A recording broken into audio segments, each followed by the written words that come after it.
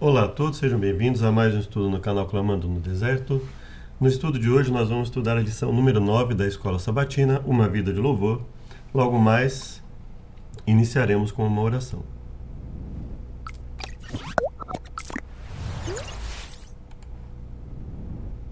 Oremos. Obrigado, meu Deus, por mais uma chance que temos de falar a Tua mensagem. Nos perdoe por nossas falhas e pecados, nos ajude a entender a Tua mensagem e a fazer conforme o Teu querer. Livra-nos de todos os males, imploramos em nome de Jesus. Amém. Bom, iniciamos a lição 9 com um verso para memorizar que diz: Alegrem-se no Senhor. Outra vez digo, alegrem-se. Filipenses 4:4. Vamos, então, iniciar com uma pequena análise do verso para memorizar. Filipenses 4. Portanto, meus amados e muito queridos irmãos, minha alegria e coroa, estai assim firmes no Senhor, amados. Rogo a Evódia e rogo a Sintique, que sintam o mesmo no Senhor. E peço-te também a ti, meu verdadeiro companheiro, que ajudes essas mulheres que trabalharam comigo no Evangelho, e com Clemente, e com os meus outros cooperadores, cujos nomes estão nos livros da vida. Regozijai-vos sempre no Senhor. Outra vez digo, regozijai-vos. Seja a vossa equidade notória a todos os homens. Perto está o Senhor. Não estejais inquietos por coisa alguma. Antes as vossas petições sejam em tudo conhecidas diante de Deus pela oração e súplica com a ação de graças. E a paz de Deus, que excede todo o entendimento, guardará os vossos corações e os vossos pensamentos em Cristo Jesus. Quanto ao mais, irmãos, tudo que é verdadeiro, tudo que é honesto, tudo que é justo, tudo que é puro, tudo que é amável, tudo que é de boa fama. Se há alguma virtude, se há algum louvor, nisso pensai.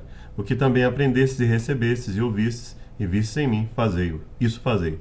E o Deus de paz será convosco. Então veja que, nesse momento, o que Paulo está dizendo aqui é que uma vida de alegria é uma vida de obediência a Deus, uma vida em que se pensa em tudo que seja de acordo com a vontade de Deus. Verdadeiro, honesto, justo, puro, amável, de boa fama, em que há virtude, em que há louvor. Se esse for o nosso pensamento, nós vamos nos regozijar. Então, quando Paulo fala sobre o amor, ele diz, por exemplo, o amor não se alegra com a injustiça, mas se alegra com a verdade. Então, eu vou me regozijar quando eu estiver diante de um momento de injustiça? Não. Não é? Então, quando ele fala regozijai-vos e estejam sempre alegres, ou seja, estejam sempre alegres em virtude daquilo que é bom, mas não tem como nós nos alegrarmos com aquilo que é errado, com aquilo que é mal. Então, nós devemos ter sempre esse foco quando estudamos a Bíblia, para entender que o sempre é sempre que estivermos em comunhão com Deus. Nós teremos motivos para alegria, mas quando estivermos afastados de Deus, ou quando estivermos diante de injustiças, não é? Nós não vamos nos alegrar no sentido de não vamos nos conformar com aquilo, correto? Nós vamos entender, sim, que estamos perto da volta do Senhor Jesus e vamos nos alegrar pela volta e não pela injustiça que está ocorrendo. É fácil bradar de alegria ao Senhor quando estamos satisfeitos. No entanto, quando as coisas estão ruins, quando estamos nas piores situações e quando o crisol esquenta, não é fácil sorrir. Porém, é nesse momento que precisamos, talvez mais do que nunca, louvar a Deus, pois o louvor é um meio de nos ajudar a manter a fé. O louvor pode transformar até mesmo as circunstâncias mais sombrias, talvez no sentido de mudar os fatos, mas talvez não no sentido de mudar os fatos, mas no sentido de mudar o nosso coração, bem como mudar as pessoas à nossa volta de forma que nos ajude a enfrentar os desafios. Louvor é fé em ação. Pode não ser sempre natural para nós, mas quando praticamos o louvor de uma forma que se torne natural em nossa vida, exercerá o poder para converter corações e para nos ajudar a vencer as provações. O louvor é tudo aquilo que você faz em reconhecimento à grandiosidade de Deus na sua vida. Então, louvor não é só música. Louvor é tudo que nós fazemos, todas as atitudes. Então, qual é o momento de louvor na igreja? Desde o momento que você entra, antes de você entrar, você já tem que estar em atitude de louvor, em reconhecimento da grandiosidade de Deus. Quando você sai, quando eu saio, quando estamos ali na entrada da igreja. Então, todos esses momentos são momentos em que estamos louvando a Deus, não é? No sentido que a palavra é mais restrito que a palavra passou a ser usada, o sentido de vamos cantar a Deus, né? Esse é um dos momentos de louvor da igreja. Então, momento dos cânticos, não é? Esse é o momento em que os louvores cantados são entoados a Deus, né? Mas o louvor, basicamente, é tudo aquilo que você faz a Deus, toda a sua atitude, toda a minha atitude para com Deus. Domingo, fundamento para o louvor. O grande escritor russo Fyodor Dostoiévski havia sido condenado à morte, mas a sentença foi substituída no último momento. Ao falar sobre sua experiência na prisão, escreveu: creia até o fim, ainda que todo se desvie e você seja o único fiel. Leve sua oferta mesmo assim e louve a Deus em sua solidão. Isso realmente tem que vir da mente de uma pessoa que tem uma disposição para ficar ao lado de Deus independente das circunstâncias. Porque muitas vezes nós nos preocupamos diante de situações em que ficamos com medo da solidão, de não estarmos bem amparados pelas pessoas e acabamos nos desamparando da companhia de Deus, da vontade de Deus. Então, não é qualquer pessoa que vai ter essa disposição. Faça o que tiver que ser feito, ainda que esteja sozinho. No decorrer do nosso estudo, vimos como Paulo suportou incrível oposição e perseguição. Nesta semana, relembraremos sua experiência em uma prisão romana. Ele não estava deprimido, em vez disso, escrevia ansiosamente para encorajar os crentes em Filipos. Leia Filipenses 4, de 4 a 7. Como Paulo poderia ter escrito isso se ele mesmo estava encarcerado? Nesses versos, quais são as chaves para obter a paz de Deus? Voltando lá, do verso 4 ao verso 7. Regozijai-vos no Senhor, outra vez digo regozijai-vos, seja a vossa equidade, né, notória a todos os homens, perto está o Senhor. Seja a nossa honestidade, seja a nossa disposição em fazer o que é certo, em tratar a todos da forma correta, notória a todos os homens, não é? Se nós colocarmos aqui Bíblia em paralelo, né? Acabei colocando errado aqui. Bíblia paralela. Vamos colocar aqui a nova versão internacional, que diz o quê? Seja a amabilidade de vocês conhecida por todos. Não é? E o que seria essa amabilidade? Vamos ver o que ele vai falar. Perto está o Senhor. Não estejais inquietos, não andem ansiosos por coisa alguma, mas em tudo pela oração e súplicas e com ação de graças, apresentem seus pedidos a Deus. E a paz de Deus, que excede a todo entendimento, guardará os seus corações e as suas mentes em Cristo Jesus. Aqui eu vou me estender, por quê? Porque para responder a pergunta, eu creio que o melhor seria pelo menos ir até o verso 8, como nós já lemos, né? Então, a nossa amabilidade vai ficar evidente diante de todos quando nós pensarmos naquilo que é correto, vivermos aquilo que é correto. Então ele fala, que for verdadeiro, nobre, correto, puro, amável, de boa fama, onde seja excelente e digno de louvor. Pensem nessas coisas. Então é nisso que nós devemos pensar. Ao pensarmos nisso, a nossa amabilidade, a nossa equidade será vista por todos. A nossa atitude de obediência a Deus, amor a Deus, expressa através da obediência aos seus mandamentos, será vista por todos. Nós pensaremos e falaremos e agiremos, né, de acordo com a vontade de Deus, porque os nossos pensamentos serão transformados gradativamente. Uma coisa é se alegrar quando tudo está bem, mas ele nos exorta a nos alegrar sempre. Isso pode parecer estranho. Se tomarmos ao pé da letra o que Paulo escreveu, podemos chegar a duas conclusões. Primeira, se devemos nos regozijar sempre, isso deve significar que devemos nos alegrar mesmo quando as circunstâncias não parecem dar nenhum motivo para isso. Em segundo lugar, talvez pode significar que teremos que aprender a nos alegrar quando não tivermos vontade. Paulo nos chamou a louvar a Deus sempre, embora muitas vezes fazer isso possa parecer pouco natural para nós, ou até mesmo irracional. É a questão do louvor, ou seja, honrar a Deus estando triste ou alegre. Não significa que eu vou estar sempre contente com as coisas que acontecem, mas que eu vou louvar a Deus, que eu vou buscar uma vida de obediência, vou buscar uma vida de comunhão com Deus, sempre independente das circunstâncias.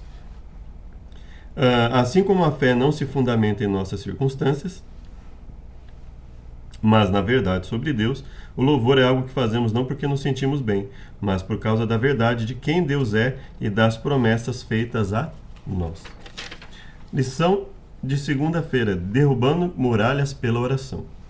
Imagine pintar o chão de um cômodo e depois perceber que acabou o trabalho em um canto e não pode sair sem andar sobre a tinta fresca. Você precisará esperar até que ela seque. Ou você pode pegar uma madeira também, passar por cima e depois pintar de novo, mas vai dar mais trabalho, né? Então, melhor é evitar que isso aconteça. Mas, supondo que acontecesse isso, e se houvesse condição, claro, de você ficar ali parado até que a tinta secasse, você precisaria esperar.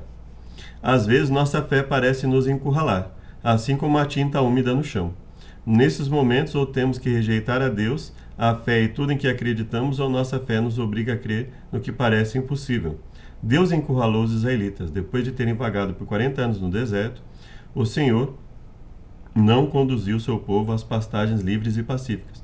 Deus o conduziu a uma das cidades mais fortificadas de toda a região. Em seguida, eles tiveram que caminhar ao redor de Jericó em silêncio por 6 dias. No 7º dia, Deus lhes disse que gritassem. Esse grito, junto com as trombetas, traria a vitória. Então, nesse momento em que Deus permite que eles passem por isso, para que eles tenham um crescimento espiritual, para testar a espiritualidade deles, aí nós vamos então para Josué, capítulo 5, e vamos verificar algumas coisas. Verso 13. Sucedeu que, estando Josué perto de Jericó, levantou seus olhos e olhou, e eis que se pôs em pé diante dele um homem que tinha na mão uma espada nua. E chegou-se Josué a ele e disse-lhe: És tu dos nossos ou dos nossos inimigos? Disse ele: Não, mas venho agora como príncipe do exército do Senhor. Lembra desse? Nós estudamos esse verso quando nós comparamos lá na lição a angústia de Jacó, né? E esse foi um dos versos que foi utilizado lá.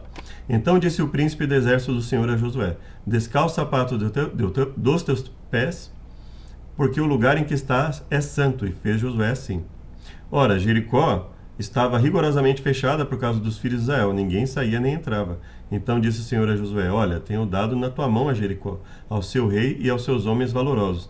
Então veja, Deus não encurralou o povo de Israel. Não. Deus o levou ali já mostrando para eles que eles iriam agir e ser vitoriosos em relação ao evento que ocorreu, não é? Então disse o Senhor a Josué: Olha, tenho dado na tua mão a Jericó, ao seu rei e aos seus homens valorosos. E eles sabiam que isso ocorreria, que Deus agiria dessa forma? Claro que sabiam, né? Porque eles tinham um histórico de toda uma vida com Deus e as misericórdias de Deus, os livramentos de Deus. Vós, pois, todos os homens de guerra, rodeareis a cidade, cercando uma vez, assim fareis por 6 dias. 7 sacerdotes levarão 7 buzinas de chifres de carneiros adiante da arca. E no 7º dia rodeareis a cidade 7 vezes, e os sacerdotes tocarão a buzina. Então, caso você não conheça a história, você pode ler. Ao final da história, o que acontece? Ele diz assim: Tocando os sacerdotes pela 7ª vez as buzinas, disse Josué ao povo: Gritai, porque o Senhor vos tem dado a cidade. Porém a cidade será anátema ao Senhor, maldição ao Senhor. Ela e tudo quanto houver nela. Somente a prostituta Raabe viverá. Ela e todos que com ela estiverem em casa, porquanto escondeu os mensageiros que enviamos. Tão somente guardai-vos do anátema, para que não toqueis nem tomeis alguma coisa dele, e assim façais maldito o arraial de Israel, e o perturbeis. Hoje, como a santidade está sendo difícil na igreja, né? Como encarar a igreja como um local sagrado, como encarar o nosso corpo como algo sagrado, as nossas vestes a Deus como algo que deve ser separado, diferenciado do mundo, como isso está difícil. Gritou, pois, o povo, tocando os sacerdotes as buzinas. E sucedeu que, ouvindo o povo o sonido da buzina, gritou o povo com grande brado, o muro caiu abaixo, e o povo subiu à cidade, cada um em frente de si, e tomaram a cidade. O que Deus tentou ensinar aos israelitas? Que eles precisavam confiar no poder dele. Que o que eles haviam conseguido foi pela misericórdia de Deus, pelo poder de Deus. Ainda que, muitas vezes, Deus deixa claro que ele queria que o povo também agisse. Deus poderia ter derrubado aquele muro sem que eles tivessem feito nada disso. Mas ele quis mostrar a eles que eles precisavam agir também. que ele queria que eles crescessem espiritualmente. E para isso eles precisavam agir, eles precisavam desenvolver a fé. Gritar bem alto não causaria vibrações para desencadear o colapso das muralhas. Quando Deus chamou os israelitas a gritar, foi o mesmo tipo de grito sobre o qual Davi escreveu: aclamem a Deus, todas as terras, cantem louvores à glória de seu nome, deem glória ao seu louvor. Esse grito foi um louvor. Depois de 6 dias olhando para as enormes muralhas, eles devem ter concluído que não tinham chance de derrubá-las sozinhos. Como isso nos ajuda a entender o significado de Hebreus 11:30? Vamos lá? Hebreus 11:30.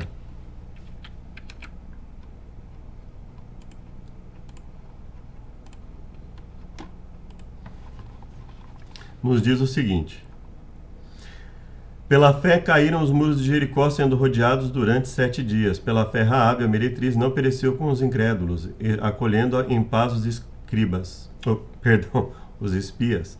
E o que direi mais? Faltar-me-ia tempo contando de Gedeão, Baraque, Sansão, Jefté, Davi, Samuel, profetas, os qual pela fé venceram reinos, praticaram a justiça, alcançaram promessas, fecharam bocas de leões, pagaram a força do fogo, escaparam do fio da espada, da fraqueza tiraram forças, na batalha se esforçaram, puseram em fogo os exércitos dos estranhos, as mulheres receberam pela ressurreição seus mortos, uns foram torturados, não aceitando seu livramento, para alcançar uma melhor ressurreição. A parte de cima é interessante, né? Ela é feliz, mas olha a parte restante em que Hebreus fala. Foram torturados, não aceitando seu livramento para alcançar uma melhor ressurreição. Outros experimentaram escárnios e açoites, e até cadeias e prisões. Foram apedrejados, serrados, tentados, mortos ao fio da espada, andaram vestidos de peles de ovelhas e de cabras, desamparados, aflitos e maltratados. Por quê? Dos quais o mundo não era digno. Errantes pelos desertos, montes, pelas covas e cavernas da terra. Todos esses, tendo tido testemunho pela fé, não alcançaram a promessa, provendo Deus alguma coisa melhor a nosso respeito, para que eles sem nós não fossem aperfeiçoados. Lembra do que Jesus disse? Se fizeram isso ao Senhor do local, o que farão aos seus empregados? Então veja que essa parte de Hebreus, a parte em que ele fala dos momentos em que as pessoas honraram a Deus suportando as aflições, ela é tão importante quanto as partes em que eles participaram ativamente em momentos de bênçãos, em momentos de vitória. Quando Deus está prestes a fazer algo novo em nossa vida, Ele pode nos levar a Jericó, pois pode precisar nos ensinar que o poder para vencer não está em nossa própria força e estratégias. Tudo que precisamos vem de fora de nós mesmos. Portanto, não importa o que esteja diante de nós, não importa quanto isso possa parecer intransponível, nosso papel é louvar a Deus, a fonte de tudo que precisamos. Isso é fé em ação. Terça-feira, vida de louvor. Se louvar ao Senhor pode não ser natural para nós, mesmo em boas circunstâncias, imagine nas más. No entanto, é isso que somos chamados a fazer.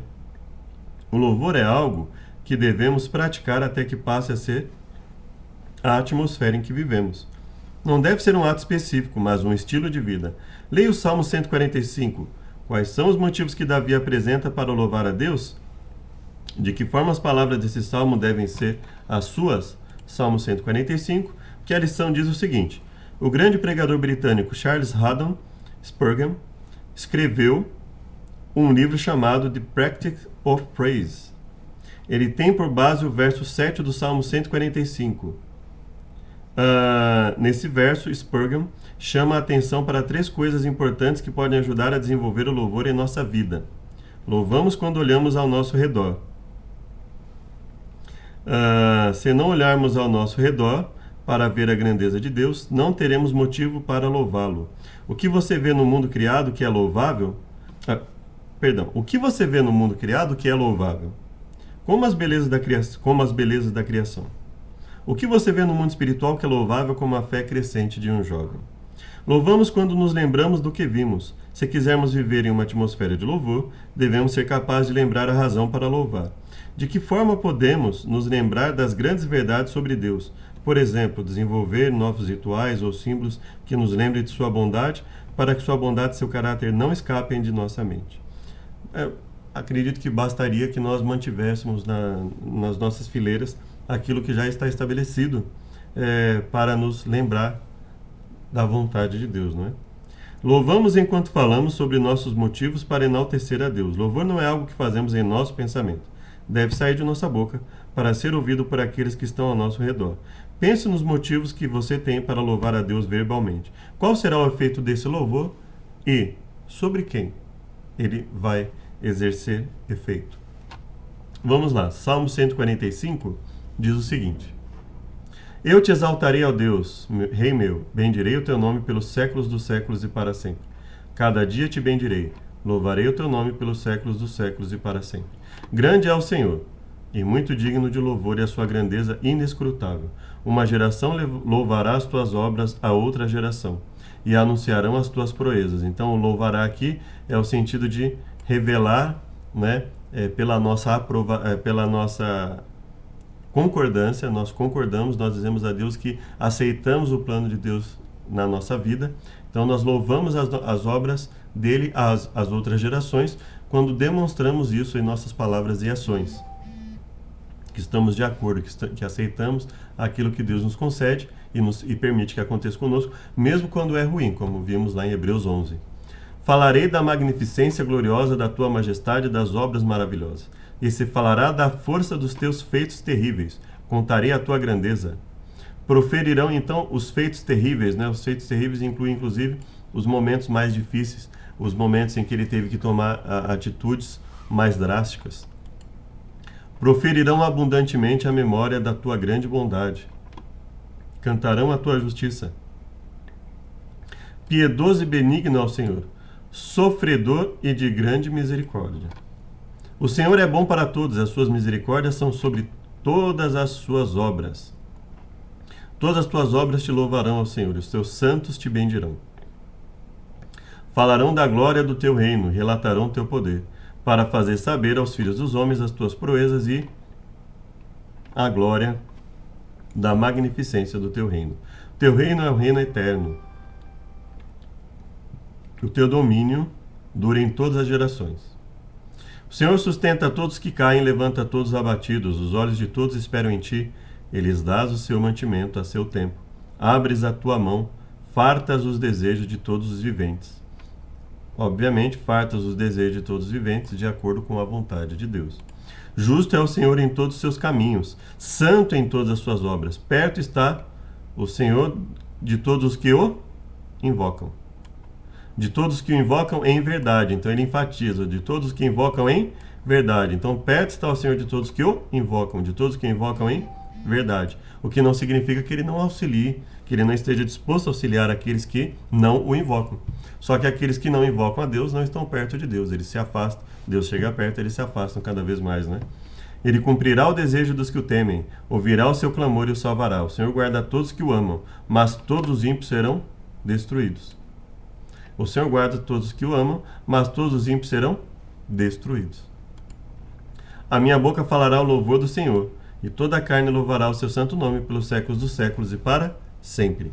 Então veja que os autores bíblicos, mesmo os autores do chamado Novo Testamento, eles não tinham nenhum problema em revelar a realidade como ela é. Fala, olha, só existem dois caminhos. Ou você aceita a Deus e vai ter a salvação, ou você não aceita e vai ter a perdição.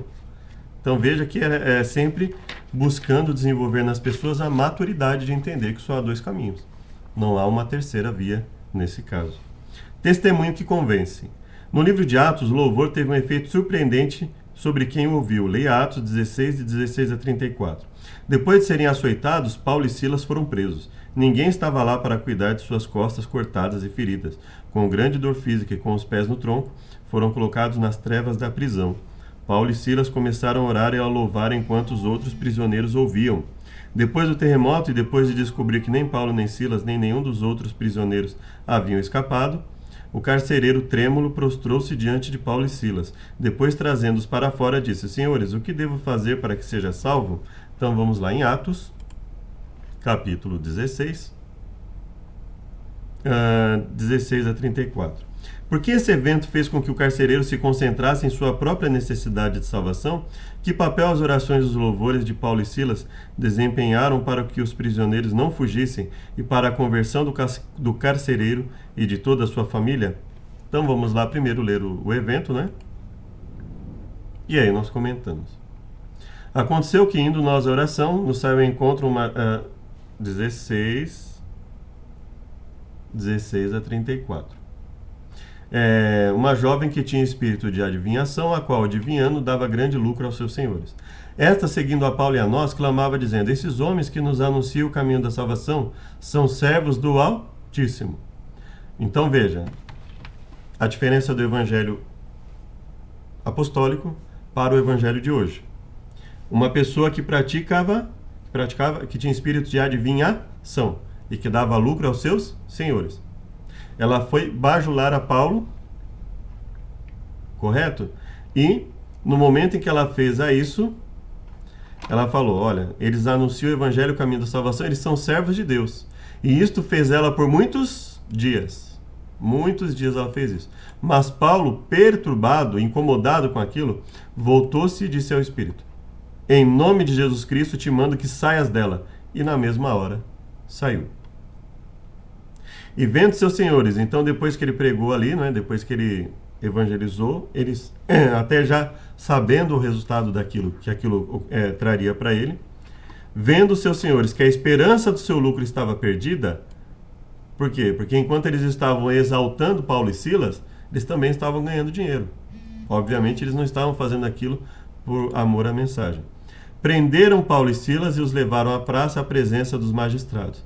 E apresentando-os aos magistrados, disseram: esses homens, sendo judeus, perturbaram a nossa cidade e nos expõem costumes que não nos é lícito receber nem praticar, visto que somos romanos.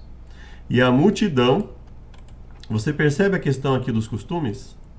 Paulo não disse para eles: olha, vocês têm que manter os mesmos costumes, independente disso estar contra a vontade de Deus. Eles deixam claro aqui: nos expõem costumes que não nos é lícito receber nem praticar, visto que somos romanos. Então, não existe essa história de que usos e costumes, denominar algo como uso e costume, dá uma liberdade incondicional para a pessoa fazer o que quer que seja, né?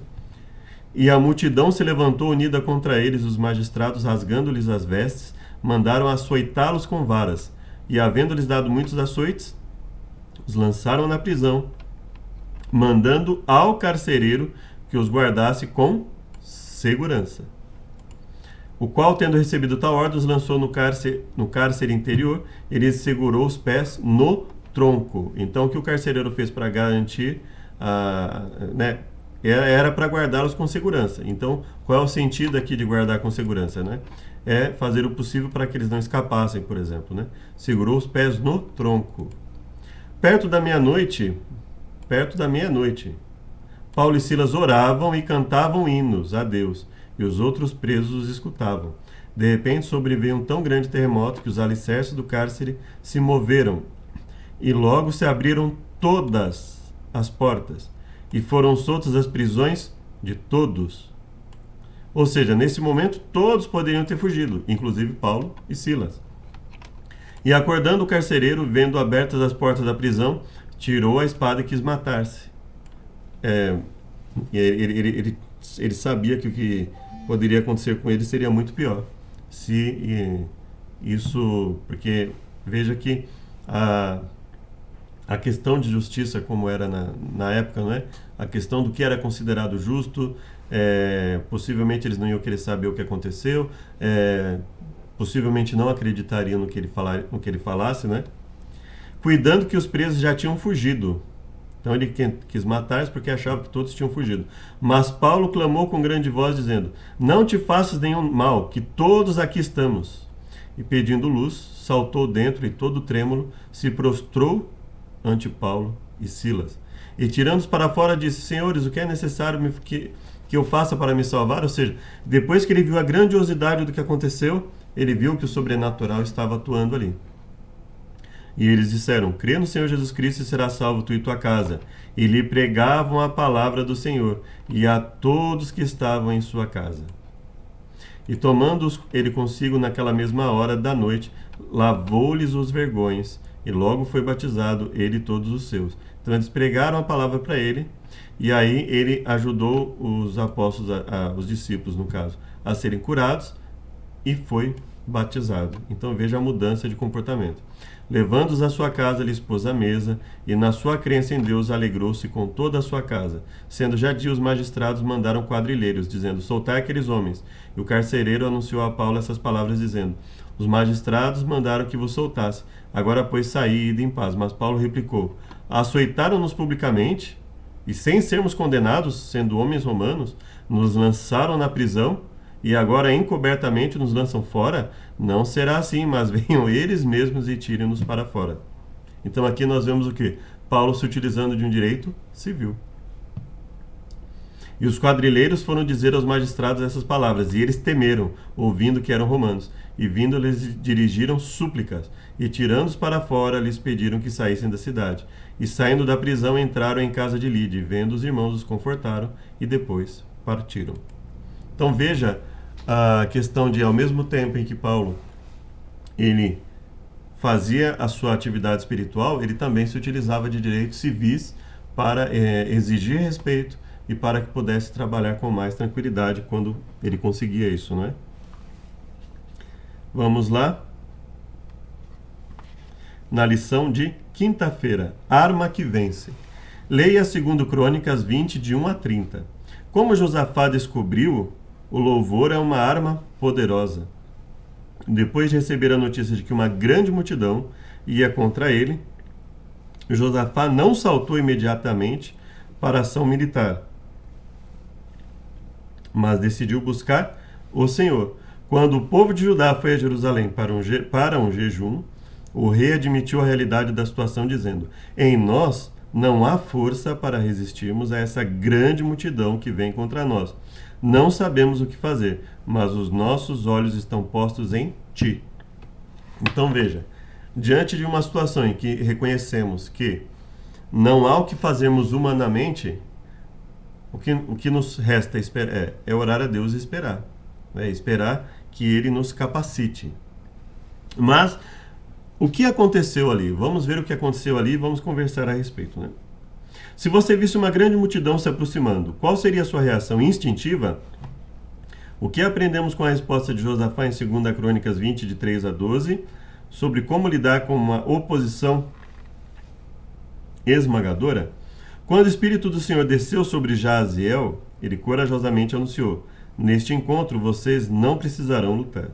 Tomem posição, fiquem parados e vejam a salvação que o Senhor lhes dará, ó Judá e Jerusalém. Não tenham medo nem se assustem. Amanhã saiam ao encontro deles, porque o Senhor está com vocês. Depois disso, adoraram a Deus e cantaram louvores a Ele em voz bem alta. Mesmo que Deus fosse lutar por eles, ainda tinham que sair para enfrentar o inimigo, mas aquela não foi uma marcha comum para a guerra. Josafá designou um coro para cantar louvores ao Senhor enquanto marchavam. No momento em que eles começaram a cantar e a dar louvores, o Senhor pôs emboscadas contra os filhos de Amon e de Moabe e os do Monte Seir, que vieram contra Judá e foram derrotados. Segundo a passagem, Deus interveio no momento em que os israelitas exerceram a fé na sua promessa, quando começaram a louvá-lo pelo esplendor de sua santidade. Então vamos lá, 2 Crônicas, capítulo 20, de 1 a 30. E sucedeu depois disso, os filhos de Moabe, os filhos de Amon, e com eles outros dos amonitas, vieram à peleja contra Josafá. Então vieram alguns que avisaram a Josafá, dizendo: vem contra ti uma grande multidão da além do mar e da Síria, e eis que já estão em Hazazon Tamar, que é En-Gedi, ou Gedi, né? Então Josafá temeu e pôs-se a buscar o Senhor e apregoou jejum em todo Judá. Judá se ajuntou para pedir socorro ao Senhor. Também de todas as cidades de Judá vieram para buscar ao Senhor. Se ajuntou, as cidades vieram a buscar o Senhor. Então, houve todos perceberam a necessidade e buscaram juntos a Deus, né? E pôs-se Josafá em pé na congregação de Judá e de Jerusalém, na casa do Senhor, diante do pátio novo, e disse: ah, Senhor Deus de nossos pais, porventura não és tu, Deus dos céus? Não és tu que dominas sobre todos os reinos das nações? Na tua mão há força e potência, e não há quem te possa resistir. Porventura, ó nosso Deus, não lançaste fora os moradores dessa terra de diante do teu povo Israel, e não adeste para sempre a descendência de Abraão, teu amigo? E habitaram nela e edificaram-te nela um santuário ao teu nome, dizendo: se algum mal nos sobrevier, espada, juízo, peste ou fome, nós nos apresentaremos diante dessa casa e diante de ti, pois o teu nome está nesta casa, e clamaremos a ti na tua angústia, na nossa angústia, perdão, e tu nos ouvirás e livrarás. Agora, pois, eis que os filhos de Amon, de Moabe e das montanhas de Seir, pelos quais não permitiste passar Israel, quando vinham da terra do Egito, mas deles se desviaram e não os destruíram, eis que nos dão o pago, vindo para lançar-nos fora da tua herança, que nos fizeste herdar. Ah, nosso Deus, porventura não os julgarás? Porque em nós não há força perante essa grande multidão que vem contra nós, e não sabemos o que faremos, porém os nossos olhos estão postos em ti. Todo Judá estava em pé perante o Senhor, como também as suas crianças, mulheres e filhos. Você imagina a dificuldade em passar por isso sendo criança, por exemplo? Imagine a força, o quanto esse povo precisava estar em comunhão com Deus, o quanto eles precisavam ser fortes para esclarecer isso às crianças. Então veio o Espírito do Senhor no meio da congregação sobre Jaziel, filho de Zacarias, filho de Benaia, filho de Jeiel, filho de Matanias, levita dos filhos de Asaf, e disse: dai ouvidos todo o Judá, e vós, moradores de Jerusalém, e tu, ó rei Josafá, assim o Senhor vos diz: não temais nem vos assusteis por causa dessa grande multidão, pois a peleja não é vossa, mas de Deus. Amanhã descereis contra eles, eis que sobem pela ladeira de Ziz, e os achareis no fim do vale, diante do deserto de Jeruel. Nesta batalha não tereis que pelejar, postai-vos, ficai parados, e vede a salvação do Senhor para convosco, ó Judá e Jerusalém. Não temais nem vos assusteis, amanhã saí-lhes ao encontro, porque o Senhor será convosco. É preciso muita fé para se manter firme nesses momentos, não é? Então Josafá se prostrou com o rosto em terra, e todo o Judá e os moradores de Jerusalém se lançaram perante o Senhor, adorando. Levantaram-se os levitas, dos filhos dos coatitas, dos filhos dos coratitas, para louvarem ao Senhor Deus de Israel com voz muito alta. Pela manhã cedo se levantaram e saíram ao deserto de Tecoa. E ao saírem, Josafá pôs-se em pé e disse: ouvi-me, ó Judá, e vós, moradores de Jerusalém, crede no Senhor vosso Deus, estareis seguros. Crede nos seus profetas e prosperareis. Então, ele disse o quê? Vamos confiar naquilo que o profeta de Deus falou, naquilo que o homem de Deus nos falou sobre a vitória em Deus. Vamos seguir. E essa é a questão de um líder que busca seguir a vontade de Deus. E aconselhou-se com o povo e ordenou cantores para o Senhor, que louvassem a majestade santa, saindo diante dos armados e dizendo: louvai ao Senhor, porque a sua benignidade dura para sempre. E quando começaram a cantar e a dar louvores, o Senhor pôs emboscadas contra os filhos de Amon e de Moabe, das montanhas de Seir, que vieram contra Judá e foram desbaratados. Porque os filhos de Amon e de Moabe se levantaram contra os moradores das montanhas de Seir, para os destruir e exterminar. E acabando eles com os moradores de Seir, ajuntaram uns aos outros a destruir-se. Nisso chegou Judá à atalaia do deserto, e olharam para a multidão, e eis que eram corpos mortos que jaziam em terra, e nenhum escapou. E vieram Josafá e o seu povo para saquear os seus despojos, e acharam entre eles riquezas e cadáveres em abundância, assim como objetos preciosos. Tomaram para si tanto que não podiam levar. 3 dias saquearam o despojo, porque era muito. E ao 4º dia se ajuntaram no vale de Beraca, pois ali louvaram ao Senhor. Por isso chamaram aquele lugar o Vale de Beraca, até o dia de hoje. Então voltaram todos os homens de Judá e de Jerusalém, e Josafá à frente deles, e tornaram a Jerusalém com alegria. Então aquela tensão, no momento de tensão eles exercem fé, e depois disso eles alcançam a alegria. Então, o que seria bem diferente se eles não seguissem a vontade de Deus, inventassem qualquer desculpa e desistissem de fazer o que Deus determinou. E vieram a Jerusalém com saltérios, harpas e trombetas para a casa do Senhor.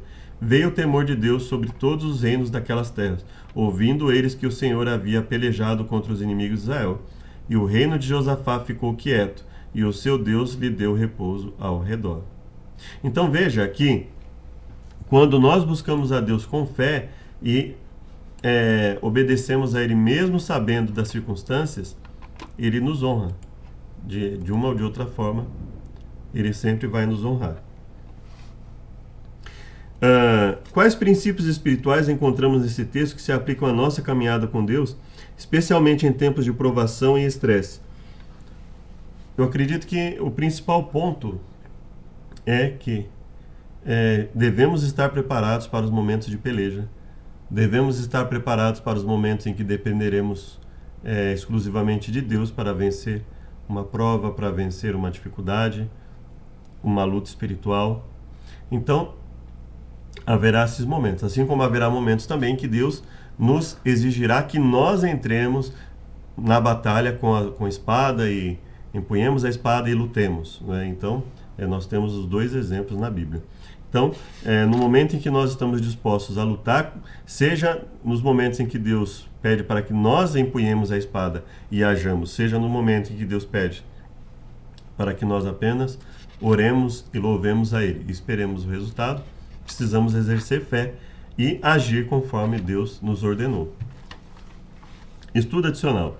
Texto de Ellen White, Profetas e Reis, Patriarcas e Profetas, são os dois, né? Profetas e Reis, que são páginas 112 a 119, e Patriarcas e Profetas, páginas 426 a 435. Eduquemos, pois, o coração e os lábios a entoar o louvor de Deus por seu incomparável amor. Eduquemos o coração a ser esperançoso e a permanecer na luz que irradia da cruz do Calvário. Nunca devemos nos esquecer de que somos filhos do Rei Celestial, filhos e filhas do Senhor dos Exércitos. É nosso privilégio manter um calmo repouso em Deus. Enquanto o adoro e exalto, gostaria que se unissem a mim nesse louvor. Louvem ao Senhor quando caírem em trevas. Louvem-no mesmo em tentação. Regozijai-vos sempre no Senhor, disse o apóstolo. Outra vez digo, regozijai-vos. Isso trará tristeza e escuridão às suas famílias? Com certeza não, mas raios de sol. Vocês receberão raios de luz eterna do trono de glória e os espalharão ao seu redor. Quero exortá-los a se ocuparem nesse trabalho, irradiando luz e vida à sua volta, não só no próprio caminho, mas na trajetória daqueles com quem se relacionam. Então, a importância do nosso testemunho. Seja seu objetivo tornar melhor a vida dos que os cercam, erguê-los e apontar-lhes o céu e a glória. Levá-los a buscar acima de todas as coisas terrenas o tesouro eterno, a herança imortal, as riquezas imperecíveis. E muitas vezes, para fazermos isso, devemos ter coragem de mostrar as coisas como elas realmente são. Se não fizermos isso, não seremos um bom testemunho. Cairemos no erro de Arão, cairemos no erro de profetas corruptos que se venderam, e nós sabemos o resultado, né, de algumas histórias na Bíblia em que homens resolveram se corromper para conseguir algum dinheiro, para enganar alguém que havia conversado com o profeta de Deus, e assim nós vemos os resultados, né? Qual é o papel do louvor congregacional na vida do cristão? Como tem sido o louvor em seus cultos de sábado? É edificante? Incentiva os membros a manter a fidelidade em meio a provações? Se não, o que pode ser feito?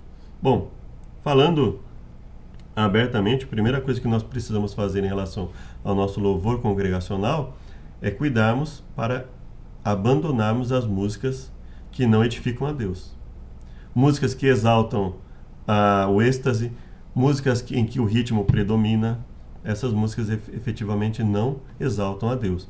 Então, se o nosso louvor congregacional, se nós queremos realmente que o nosso louvor congregacional inspire a reflexão sobre a glória de Deus na igreja, a seriedade do local em que estamos, a disciplina dos membros, nós devemos buscar hinos que realmente contenham som e não barulho. Então nós devemos nos cuidar em relação a isso. Então, uma das coisas que nós como igreja, assim como as outras igrejas precisam fazer, é parar de usar a música como carro-chefe de uma forma errada, de uma forma que prejudique a igreja, e passar a louvar a Deus não só em palavra, mas em ações. E isso inclui uma reforma no nosso louvor. Isso é no nosso louvor no sentido dos nossos cânticos, tanto congregacionais, como nos nossos solos, duetos, trios, quartetos, conjuntos, corais e etc. O que significa louvem ao Senhor quando caírem em trevas ou mesmo em tentação? Como o louvor pode nos ajudar nessas situações? Bom, Quando você está em tentação, você vai buscar louvar a Deus, obviamente não só em música, mas em pensamento, em oração, em ação, para vencer a tentação. E caso você venha a cair diante da tentação, você vai louvar e honrar a Deus, pedindo perdão pelos pecados e buscando o arrependimento. Então, o louvor é no sentido tanto de música como no sentido de confiança em Deus, de honrá-lo e de confirmar em nossa vida a nossa concordância com a vontade dele, ele será constante. O louvor afetou sua vida? O que aprendeu com as experiências de louvor dos outros? O louvor sempre afeta a nossa vida, para o bem ou para o mal, né?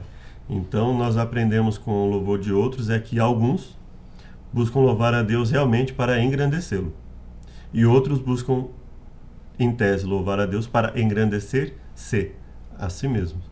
E, infelizmente, muitas vezes a música tem sido usada apenas como meio de atração mais fácil.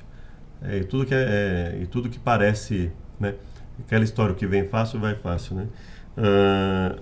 Todo meio objetável, questionável, ele, ainda que aparente alguma coisa útil, ele acaba prejudicando realmente a firmeza do Evangelho, né? Então é melhor às vezes você ter 5 ou 10 pessoas dispostas a viver segundo o Evangelho, e essas 10 vão trazer mais 10 dispostas a fazer o Evangelho, e nesse trabalho de formiguinha nós vamos enchendo a igreja com qualidade, do que você conseguir da noite para o dia uma série de pessoas através de um Evangelho que não agrada a Deus. Então, eu acredito que esse seja um dos pontos de louvar a Deus diante das dificuldades. Atualmente nós estamos passando por muitas dificuldades em relação aos estandartes da nossa fé, e nós precisamos ter força para lutar contra isso e ter força para louvar a Deus, independente do que aconteça. Espero que tenha sido útil, que Deus nos abençoe. Te convido para uma oração final.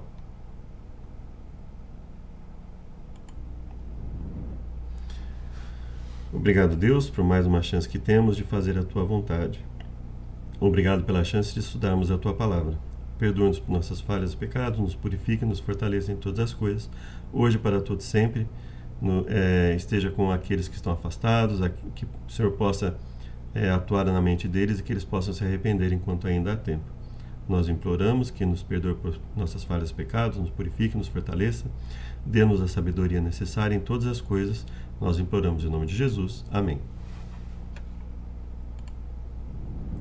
Muito obrigado e até o próximo estudo. Que Deus nos abençoe, graça e paz. Maranata.